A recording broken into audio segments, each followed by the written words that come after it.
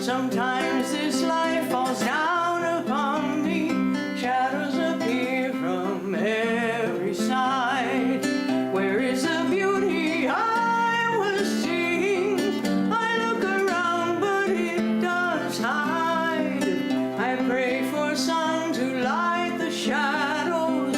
I pray for beauty in my eyes. I pray for peace around this planet. Treasures like these are found inside. I pray for peace around this planet. Deep in our hearts it does abide. Hummingbirds fill me up with nectar. Butterflies fill my soul with dance. Birds fill my heart all up with singing. Everywhere I see abundance. Beautiful visions in the mountains. Colors abounding here and there. Endless the tapestry of living. All things connected everywhere. All things connected everywhere. All things connected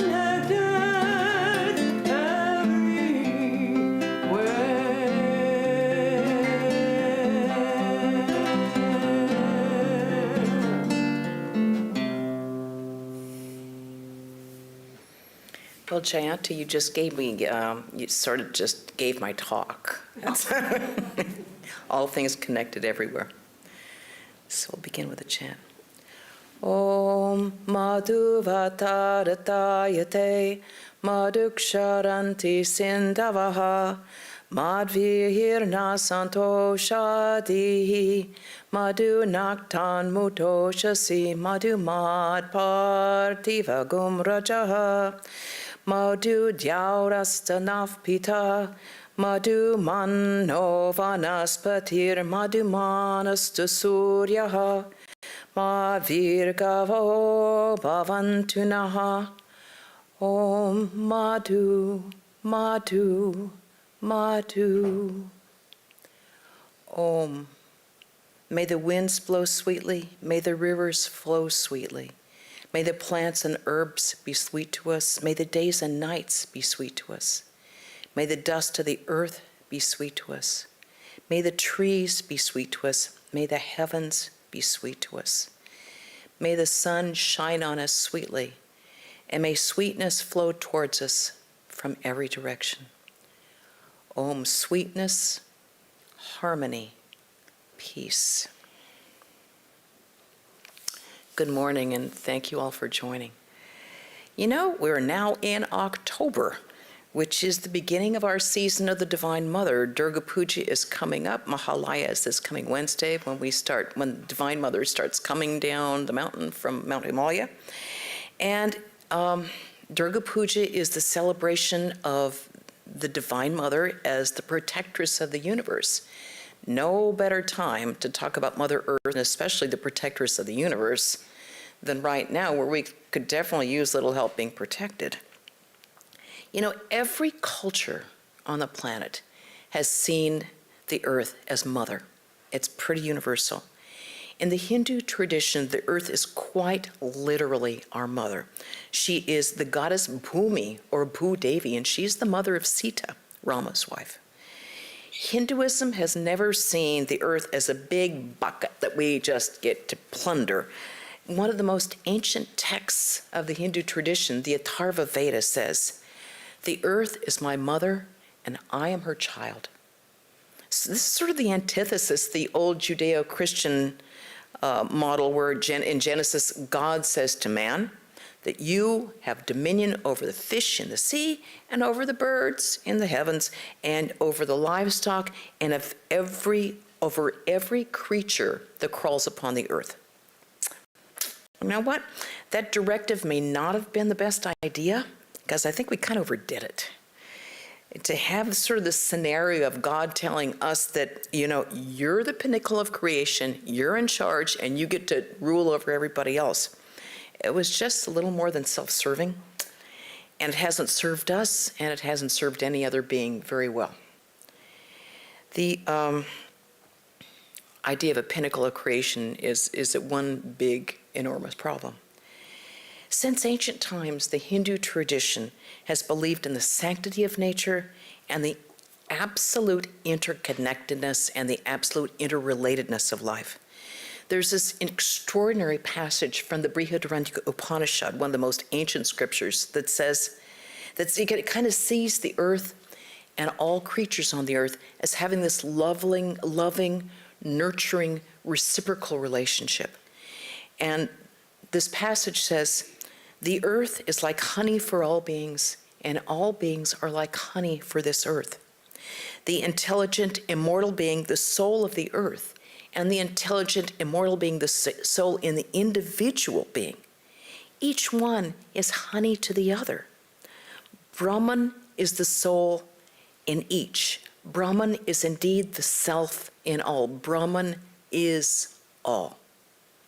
So the earth and all of her creatures have this very loving, nurturing relationship that's based on unity, and it's based on the divinity of all existence.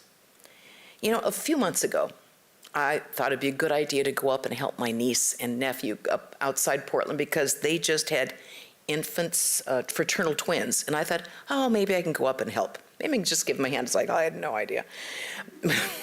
Never been around infants in my life, and I thought I could help. All right.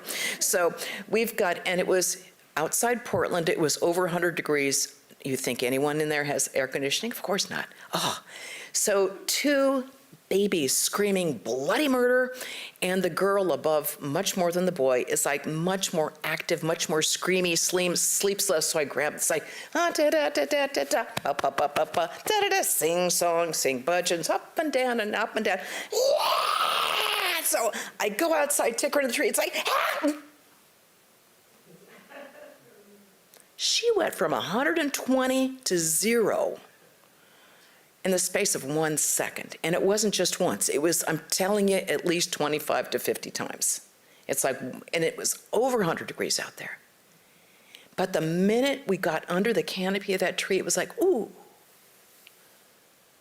She was filled with wonder, and she caught that peace and the tranquility that goes with just being under a tree.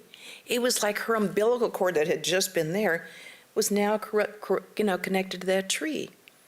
I thought, that kid's got it on the inner. She's totally tuned in, because all of us really have that umbilical cord to trees, to plants, to the earth. Because that's where all of this life that we know it is totally connected to the earth.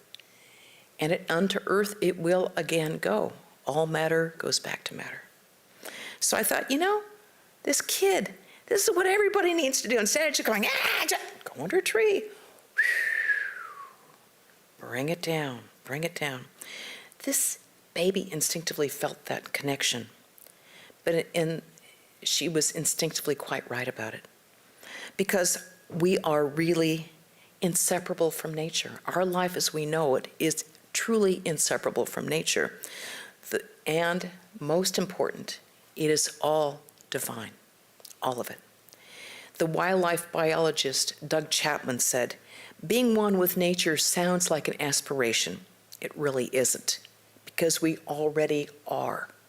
We are already one with nature." And I really need here to do a shout out to Doug Chapman, the author of the book 4/5 a Grizzly, which we, of course, have in our bookstore, but I use that and some wonderful books by Wohlleven on trees. But that book, 4/5 a Grizzly, it's just absolutely gorgeous to look at and gave some astonishing information, which I've kind of been chewing on ever since. So I highly recommend it. And some of what you're going to hear comes directly from that book. And it's beautifully done. It's very affecting. So the Hindu tradition, more than any other spiritual tradition on the planet, has always believed in the unity and the oneness of life, of everything. Unity and diversity is what we're seeing all the time. We see diversity, but there is an underlying unity within that creation. And Hinduism has always seen nature as a manifestation of Brahman, as a manifestation of that infinite divine reality.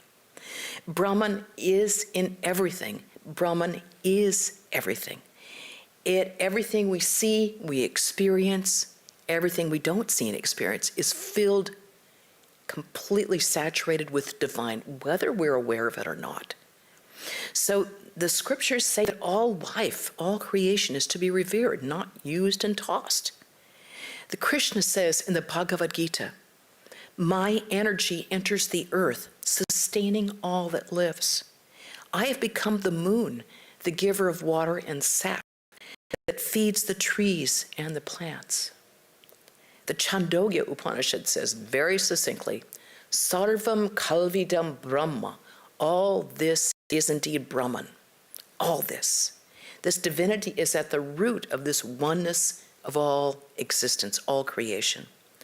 So what's really amazing and heartening is that now this spiritual truth is borne out in physics and biology. The physicist Ernest Schrödinger said, quantum physics reveals a basic oneness of the universe. And biology tells us that we are connected to every other being in ways that we may sense or intuit, but we don't really know and we don't really think about. For example, we share 84% of our genes with dogs. It's like, oh, well, you know, we love puppies, right? Who doesn't love a dog? 84%. 85% of our genes are shared with mice. Yeah, get over it, mice. We share somewhere between 80 and 90% of our genetic material with grizzly bears, who are alarmingly just like us. They're smart, they're playful, they love to play. They're aggressive, they're creative, they're very dexterous. We got a lot of experience with a bear right now, so believe me, we know how dexterous they are. They show the ability to deliberate, and they can postpone gratification when they're going to get a bigger reward at the end. Sounds like us dieting, right? They know how to do that. If there's a bigger goal coming up, they're going to do it. You know, and I thought, wow, bears? And then I thought, duh, the Ramayana, one of the great spiritual Hindu epics, the Ramayana, where one of the most important characters is the wise bear Jambavan, who actually in another later incarnation became Swami Vijnanananda, a disciple of Sri Ramakrishna. Jambavan is fearless and wise, and he always thinks before he acts, and he thinks before he speaks. It's Jambavan that has to remind Hanuman, the great divine monkey god, of his innate power and strength, because Hanuman is forgotten. Now Hanuman, the divine monkey, is the most powerful being on earth. He's the strongest, he's the fastest, because he's the son of the wind, and he's the most clever. He's also he's considered the perfect devotee, because he embodies selflessness, energy, and utter humility. And Hanuman is universally revered in Hinduism. And do we even need to mention Ganesha, the elephant god? Ganesha, who is every single worship that's done in the Hindu tradition. First you worship your guru, then you worship Ganesha, the elephant. You know, he is, of course, why is he so loved and appreciated, apart from his wisdom and his kindness? Well, because he's the remover of obstacles and the giver of all success. That's why you find him over the door of most Hindu homes. He is universally worshipped. Now, these great beings are models for us even today, and they're non-human. Now, today, in our modern society, it seems like, oh, that's kind of weird, kind of childish, isn't it? You know, kind of like, isn't it? You worship a monkey, you worship elephant. What's with the elephant-headed dude? You know, you get that all the time. But it seems weird to have animals on the main stage with human beings in a sort of the spiritual panoply. But obviously, the sages of Hindu tradition thousands of years ago were onto something that we've kind of forgotten. Every earlier society lived much more closely in nature and much more closely with other beings, whether it be plants or animals. And they understood the kinship that we all share much more than we do today. Other creatures are much more like us than we realize, which is, I think, why we're so fascinated with all those little YouTube videos. We're watching like cat videos or dog videos or monkey videos or like wildlife videos. It's like, wow, look at that animal doing that. So we're both fascinated and a little bit uncomfortable about it. Now, for example, we are 4/5 of the match of grizzly bears, a genetic match, okay?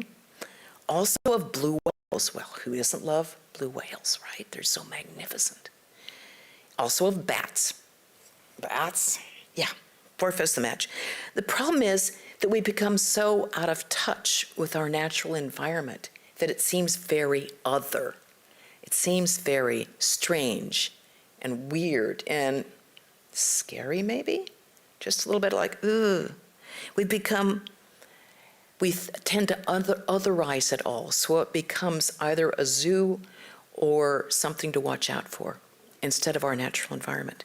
But the problem is, there is no other. We're all in this together. We're all in this thing together. You can't split us apart into separate groups because in this creation, there is no separate group. It doesn't exist. One of the most charming characters in the Ramayana is this little chipmunk. And Rama is going to he needs to build the bridge to Sri Lanka to rescue Sita. So the bears are there and the chimps are there and everyone's there hauling, trying to build this bridge to Sri Lanka. And this little chipmunk is there and he's there and putting sand into his mouth and little pebbles and the bears and the chimps are going, get out of the way, you're just getting in the way, get out of here. So they toss him aside and Rama's like, picks him up, holds him to his heart, strokes him very gently, which is why a chipmunk has 3 marks on his back, and says, no, no, no, no, said to every other being there, no. What he's doing is so important. We can't have a bridge without sand. We can't have a bridge without little pebbles. Every being is great and important in their own place. Everything is connected. That's what we learned from the chipmunk. So, 500 years ago, Leonardo da Vinci said, learn to see. He said, realize that everything connects to everything else. That's what we've forgotten. Everything we do, everything we think makes a difference both in our internal world, in our mind, and in the external do. Everything we think, every action we do. We're all part of this one universe. We're all interconnected and interrelated to one another. And our happiness and our well-being is dependent on the happiness and well-being of everybody and everything else. It's no accident that right now anger, hatred, antagonism, the sense of separation from everybody else is at like an all-time high. So when someone suffers, we all suffer. If a bat gets sick in Wuhan, we're all going to suffer. Everyone has suffered because of the pandemic, one way or the other. When the earth is affected, we're all affected. When trees and plants and animals and humans and oceans and plankton suffer, we all suffer. Our sense of separation, which we're feeling so acutely right now, is aggravated by our own sense of separation from the rest of the created world. The reason it's aggravated is because it goes against our own grain. Because oneness is the law of life. Oneness is the law of the universe. And when we don't go in the flow of that oneness, it's painful. It's like patting a cat in the fur in the wrong direction. It's not okay. Swami Vivekananda said, you are one with this universe. Happiness belongs to them who know that they are one with the universe. That's why when we pet an animal, or we pet, whether it be a dog or a cat or a horse or a bird or a sheep or a goat, a mouse or a chipmunk or whatever other animal, when we pet them, when we play with them, our blood pressure goes down. You know what else goes down? Our triglyceride levels go down. Our cholesterol goes down. Our anxiety goes down. And our dopamine levels, those like feel-good hormones, those go up. Just by petting the fur or the feathers or whatever that might be of another created being, an animal. Just petting our friends. That's how connected we are. We don't even realize it. We just feel better. It increases our sense of well-being. You know, when I was a kid, we learned that the smallest particle of creation is an atom. It is the building block of matter. We all, those of us who are ancient, know this. That's how we learned. Then they discovered subatomic particles, and then they discovered the equivalence of matter and energy. Oh, well, there goes that. And then we realized that nothing is a standalone anything. Nothing stands alone. Quantum theory tells us by the very act of us watching something, the very act of some observer observing something, that observed thing is changed by the very act of us watching, which means we're part of the equation whether we want to be or not. We're all included. It's all connected. The physicist Fritjof Capra said, "Quantum theory reveals a basic oneness of the universe. It shows that we cannot decompose the world into independently existing created units, smallest units. As he said, as we penetrate into matter, it shows us that we don't have any isolated building blocks, but rather this complicated web of relations between various parts of the whole." That's what we get in subatomic physics. Now that's, hello, that's what Hinduism has been saying for thousands of years. A complicated web, all nurturing and supporting each other. So, and again, biologists and botanists, we all learned, okay, we all separate them, we learned their species and their genus and all that. And now everyone's realizing, to understand how it works, we got to put all those things we separated, all the parts have to go back together again, or else we don't understand it. All the pieces, which includes us. As Douglas Chapman said, the author of that 4/5 of Grizzly, he said there really isn't an individual life form. We are all in symbiosis with one another. I mean, it's like, either I forgot or I just learned last week that our mitochondria, that's the powerhouse within all of our cells. Do you know our mitochondria is different than, their DNA is different than ours? It's like, what? I was like, how is this possible? Wait a minute. They began 1 million years ago or whatever, is independent, and now they're in symbiosis. But their DNA structure still, it's like, how is this possible? It's like, doesn't that show you? We're all in symbiosis with everything, including our own mitochondria. So considering that we're all in symbiosis with everything else, it's no surprise that so many people right now seem like one step short of a fit. It's like there's so many people who are angry, fearful, suspicious, lashing out, believe every kind of weird conspiracy theory that happens to trickle up from God knows where, and it increases the sense of separation, which just makes everything much, much worse. And I'm convinced that so much of this is absolutely due to the rapidly deteriorating health of the earth itself, because it absolutely affects our own mental and physical health and well-being. Because in an astonishingly short time, we've gone from an external environment that was, pretty non-scary. It was pretty chill. I mean, we always knew we had fires coming through, but that's been there since time began in this area. But now the world seems to be falling around our ears. Now, just recently, The eastern part of the United States and the southern part were literally, no metaphor here, literally drowning in their apartments or their cars or whatever, like literally drowning.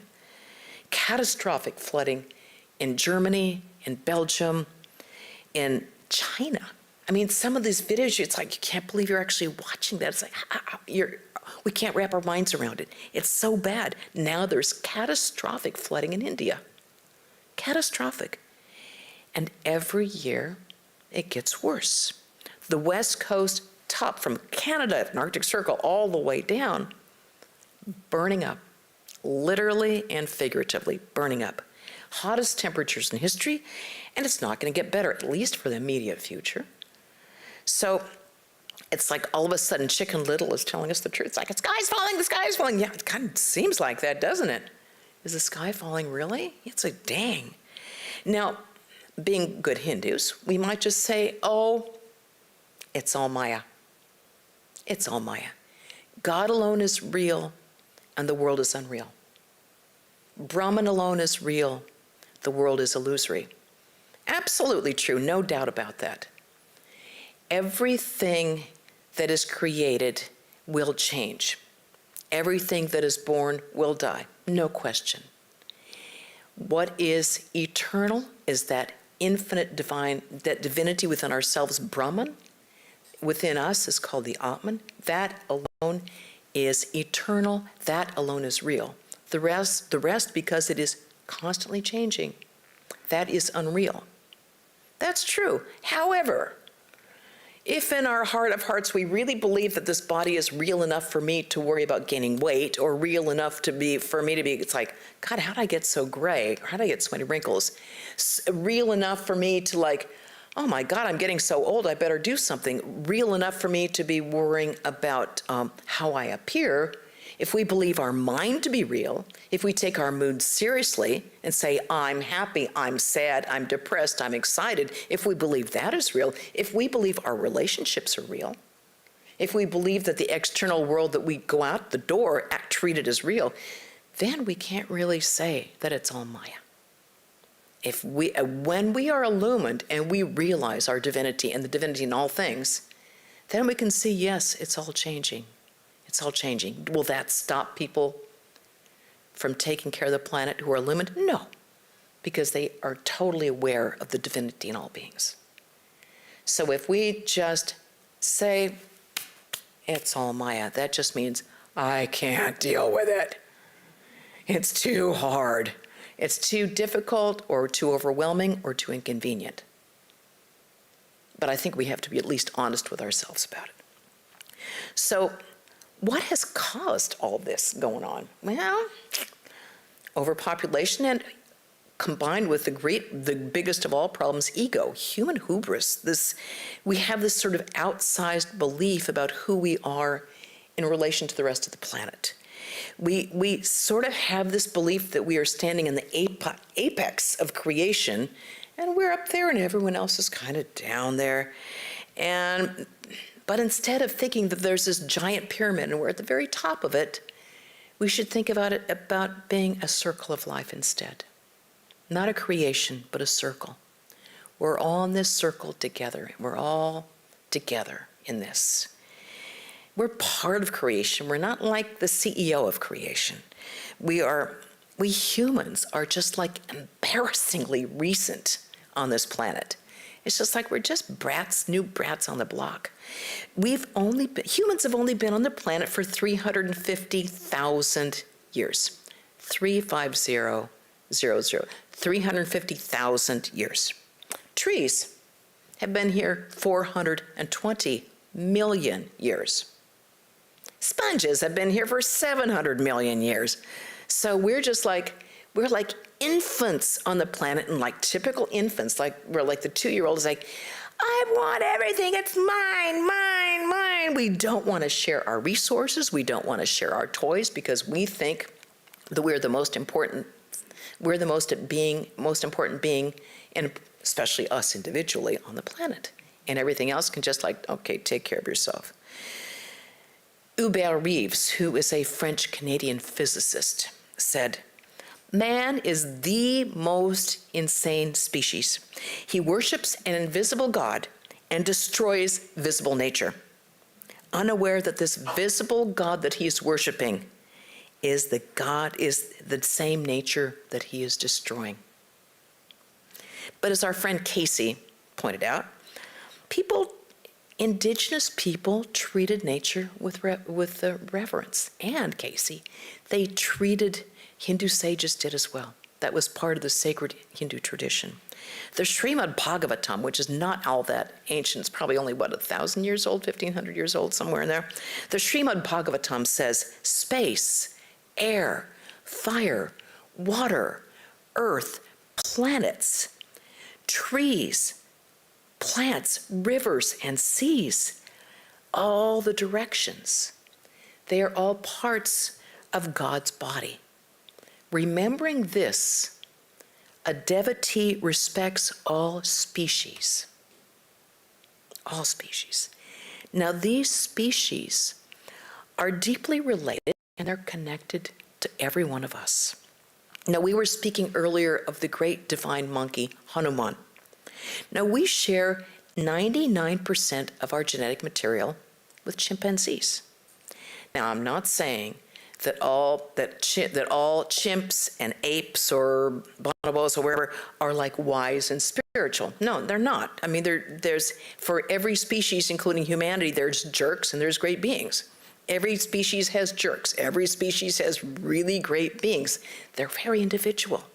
But we can't ever treat these animals, these other created beings, as in an insensitive way that we could think that we can just toss them away like our used plastic bottles. They're sensitive beings just like we are. Other creatures are very much just like us. They pretty much have the same emotions we have. They're jealous. They're easily embarrassed. They get their feelings hurt. They're afraid of pain. They're afraid to die. They show love and tenderness. They have altruism and generosity. Online blew me away. Go online and look at boars and science or something like that, or Czech Republic. A friend of mine sent me this link. It showed that in the Czech Republic, there is a laboratory that set some traps outside because they wanted to trap some animals so they could do experiments with them with some virus that was coming through. It was swine flu. They wanted to do research with the swine flu, and they were going to catch some animals and do experiments on them. So they have cameras outside, which is how everyone discovers this.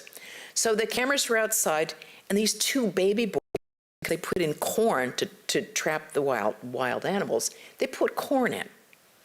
Well, it shows the two baby boars getting caught, and they're crying and they're crying. Pretty soon, Mama Boar comes out, and her hair is standing straight on end, which means Mama is distressed. Mama is mad. So she starts screaming. Then 7 other boars show up, and they work in tandem. They work as a unit. They're trying to open the cage, but it's got all these different locks and different things to go on it. So they all figure out that they get these logs and hit them at just the right angle. They're going to spring that lock, and for 25 minutes, they work to spring that lock so those babies can go free. 25 minutes, and you know what? Any mom would do the same thing, right? Wouldn't you do that for your baby? The great saint, sage, enlightened being Ramana Maharshi loved all animals, all trees, all plants. He understood the language of animals, just like St. Francis of Assisi, Martin de Porres, and many other great saints understood the language. Ramana had a particularly close relationship with the cow Lakshmi, and he treated her with great love, and they had conversations. And she would come to him, and she would say something. He'd say, "Oh, you were hurt. Did they say that to you? Don't pay them any attention. You come here." And he would pet her and make her feel better. At the end of her life, he gave her mukti, freedom from the cycle of birth, death, and rebirth. He put his hand on her heart and another on her head, and you could see this expression in her face. And he said, "She's now in samadhi." And other people objected, said, "That's just a cow." And he said, No. He said, and there were other animals there too, a dog, peacock, monkeys. And he said they were spiritually evolved, these beings that were there. Not all of them. Some were jerks like all other animals, but some were highly spiritually evolved animals. And he said, it is not true, which is going against what the general Hindu scriptures say. He said, it is not true that birth as a human being is necessarily the highest, that one must attain realization only from being a human being. Even an animal can attain self-realization. Now, I don't know. I'm just repeating what he said. I have not attained self-realization, so I'm not about to talk about the self-realization of others. But I find it interesting. And I think all of us who've been around animals know that there's a difference between individual and individual. And some can be quite extraordinary, and some can be jerks, just like people. Ramana Maharshi, 2 years before he died a very painful death of cancer, and he was completely detached from it.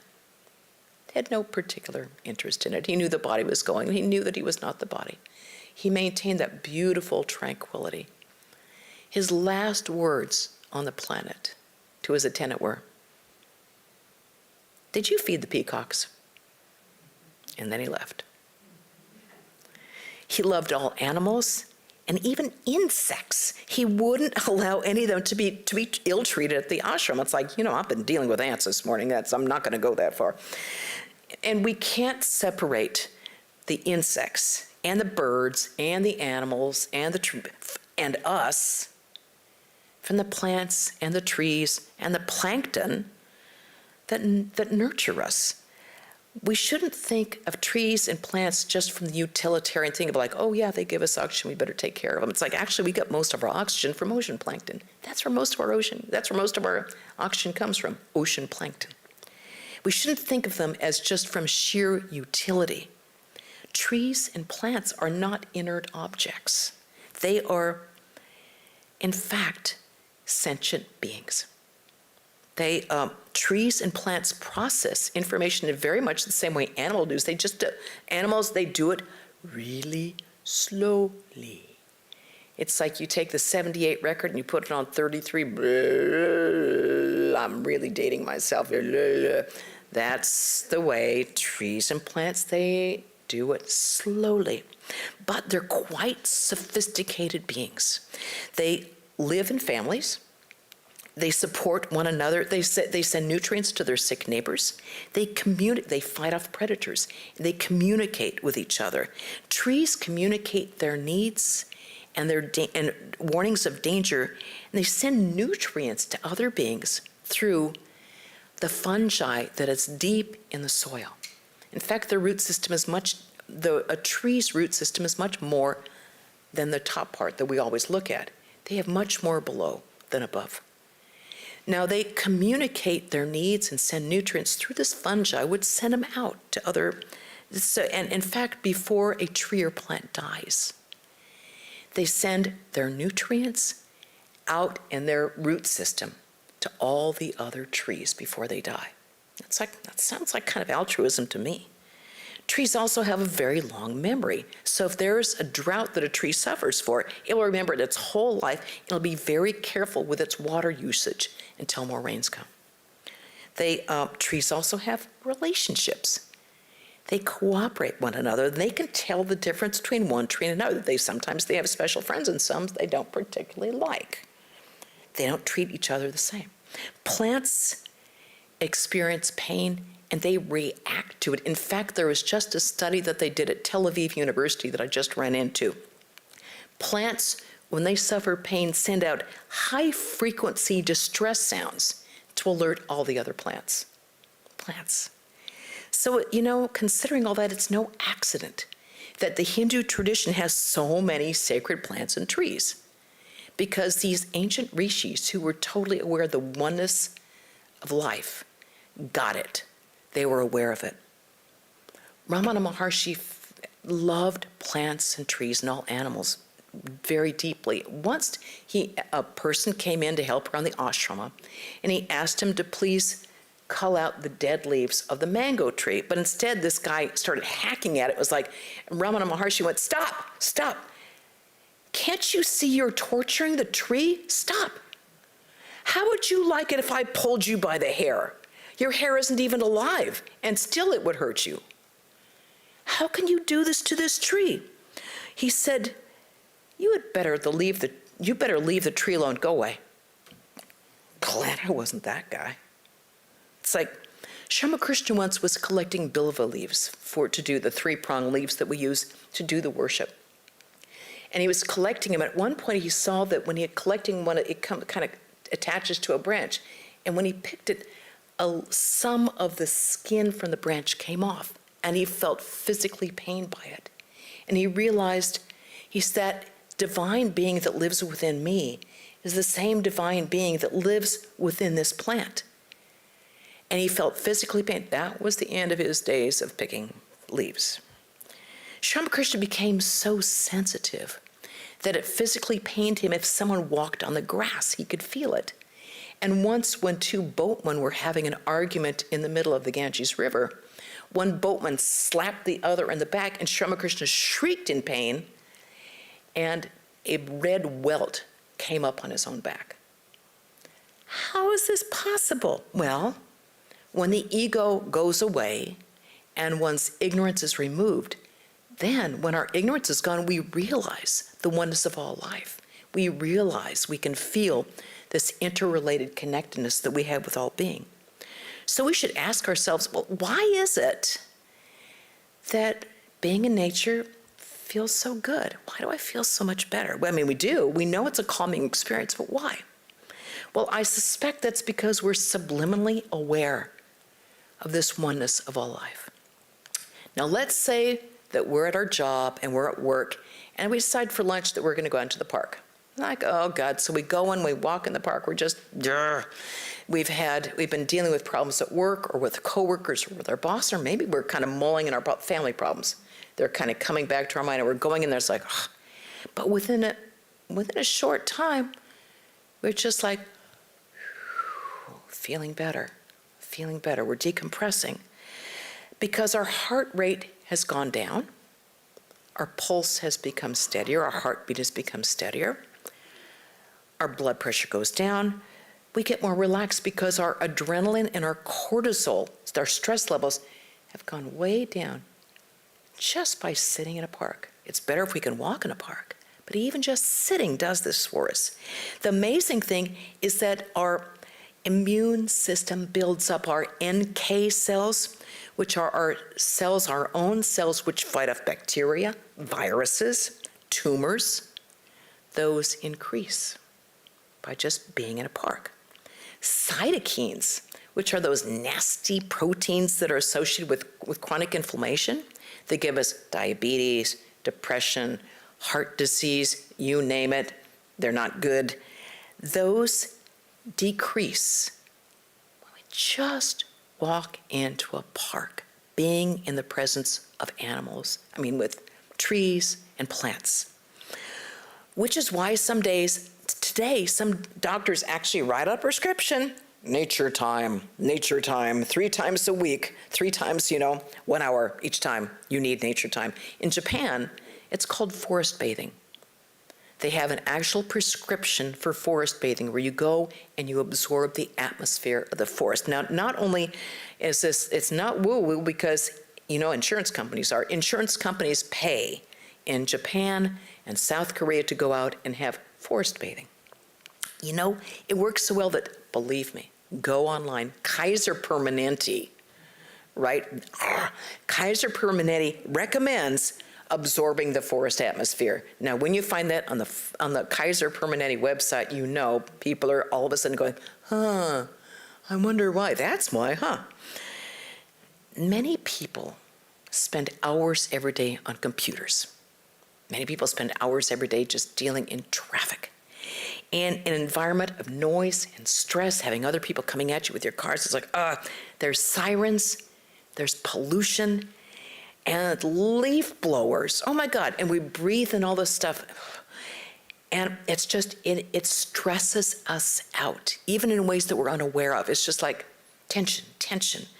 Now what happens is when all this happens, our autonomic nervous system goes into the fight or flight mode. Why? But it affects our breathing, it affects our heartbeat, it even affects our digestion. Just by that, being in that situation, because our bodies have not adapted to it. Human existence on the planet, 99.9% of human existence on the planet was in a natural setting, not in an urban setting with cars, with leaf blowers, in buildings without trees, grass, animals, plants. We haven't and cannot adapt to it yet. So living out of a natural environment has put us out of balance with ourselves. And when we're out of balance with ourselves, everything else suffers too. Which brings us to the Vedic concept of Vrita, a beautiful idea, which is this eternal cosmic divine order where everything is in harmony and everything works well together. Vrita, that mutually sustaining, mutually respectful system of interdependence and interrelatedness. When we do not have this mutually sustaining system, things go south very fast, and that's pretty much where we are now. When we are not in balance, we're not in tune with the deepest part of ourselves, and we're not in tune with anything else either. The Hindu tradition has this grand philosophy of the oneness of all life, sarvam kalvidam brahma. But you know what? Human beings are perfectly capable of saying they believe one thing and acting in a completely different way, like two different, right hand and left hand. We divorce our knowledge from our daily activities. India suffers from some of the most severe environmental degradation in the world, despite the highest ideals, despite what we all know and do lip service to. But no, you know what? No one can make us act according to what we believe. The Vedic sages experienced the divine reality of all beings, of all plants, all animals. They experienced that. Well, what do we unenlightened beings do? The rule of thumb is act as if you are enlightened. The Gita says, an illumined sage is bhaya raga krodha, be without anger, without hate, without all that. Act as if we are illumined. Act as if we are one with all life. Act as if we are connected to every other being and every other person, every other part of life. Because that is the truth, that is the reality, but because of our ego, because of our ignorance, we are unaware of it. So act as if we are enlightened. Act as if we are aware of that presence, because we're acting on the truth. Enlightened beings experience the sacredness. We have to act as if we are as well. The reality is there, we just are too stupid to get it. In India, when very devout Hindus get up, before they even put their feet on the ground from bed, they ask Mother Earth for forgiveness because they're putting their feet on the body of their Mother Earth. Oh, Mother Earth, you have the ocean as your garments and the mountains as your breasts. Salutations to you. Forgive me for the touch of my feet on your holy body. Okay, well, those of us who live over here, and maybe today in modern times, we should ask, okay, well, my feet on her holy body has got a whole lot of weight on it. So how can we reduce our footprint? What can we do in a very practical way to reduce our weight on the planet? Well, don't use pesticides or herbicides. That's a good start. Pesticides are poison. They don't distinguish between good bugs and bad bugs. They kill everything. Herbicides kills the ground. It degrades the soil. Soil is not dead matter. It's surging with living microbes that we need. It's part of this grand circle of life.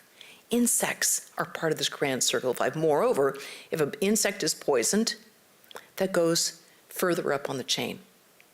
It all affects us all. Pesticides, any kind of poison, is just a bad idea. Pesticides kill bees, and you know how problematic that is, kill butterflies, and put a break in this exquisite web of reciprocity that will kill us too. 2, avoid buying plastic, avoid using plastic. Did you know that less than 10% of the plastic in this country is ever recycled? Why? Because it costs way more to recycle it than it does to throw it away. You know that little triangle they put on thing 1, 2, they're always looking 1 and 2, 5, 6, 7. Doesn't matter. It's a commercial ploy. Anybody can put that triangle on anything. It has nothing to do with a government regulation saying, do you qualify for this? Are you actually recycling? That isn't happening. What happens is most of this plastic is shipped overseas to other countries. They don't recycle it either. They throw it in their rivers, in their streams, in their lakes, and in the ocean. And there it degrades and poisons all the sea life. So, 3rd, eat lower on the food chain. That would be a big help. The UN's Food and Agricultural Organization says the meat industry generates a full 1/5 of all the greenhouse gases on the planet. 1/5. Reducing meat consumption would do a lot just to bring down global warming. 4, buy and eat local food, support organic gardeners and farms. 5, use energy-saving devices, get gas-sipping cars or electric cars until they figure out something better. No one's thrilled about the battery situation, but it's good as we have right now. At least that does less damage. Support organizations that do what they can to support deforestation and to save endangered species, of which we have a terrifying amount. We have lost so many species just in the past 10 years. A full 1/3 of our birds are now gone. We have to do what we can, so support those organizations that support it. Help them out.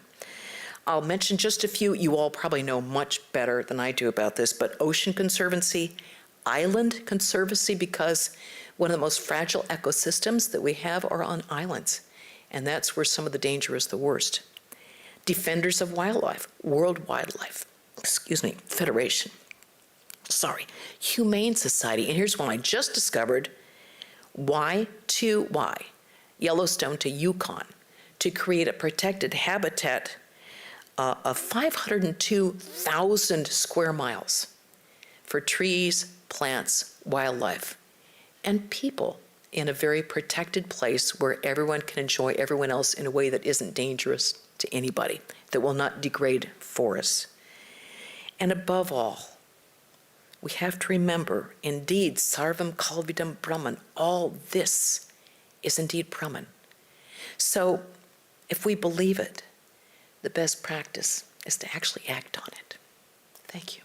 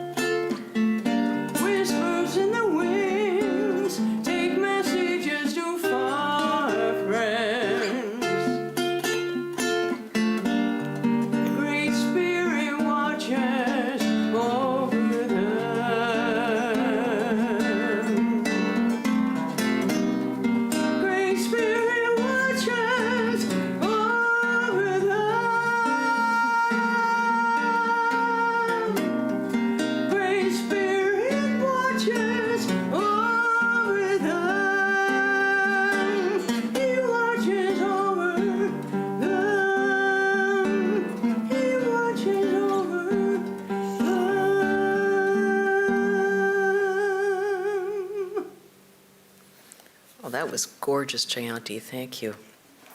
We have some announcements. This coming Wednesday is Mahalaya, which is when we start the extra japam. We do extra japam from repeating either Jaya Shri Durga or your mantra. And we do it for the whole length of Durga Puja. So that would be from this coming Wednesday until the 15th. So if you would like to join us in that, because it's considered a super auspicious thing if we get all together and get a 100,000 japa going, or 100,000 Jaya Shri Durgas, then it's equal to another Durga Puja, which means it's a great spiritually uplifting thing for everybody. So that is Wednesday. Wednesday, we'll also have a reading from for Seekers of God at 5 o'clock here and online and on YouTube. And on Saturday, there is Durga Puja, which will be online.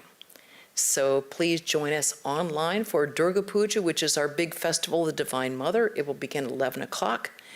And hopefully next year we can be all in person again, but you know, depends on the will of Divine Mother, who seems to enjoy this game going on. Meanwhile, let's conclude with a chant. Om Purnamada Purnamidam Purnat Purnam Udachyate Purnasya Purnamataya Purnameva Vashishyate. Om Shanti Shanti Shanti. Om. Filled with Brahman are the things we see. Filled with Brahman are the things we see not. From out of Brahman flows all that is. From Brahman flows all, yet Brahman remains the same. Om, peace, peace, peace be unto us all.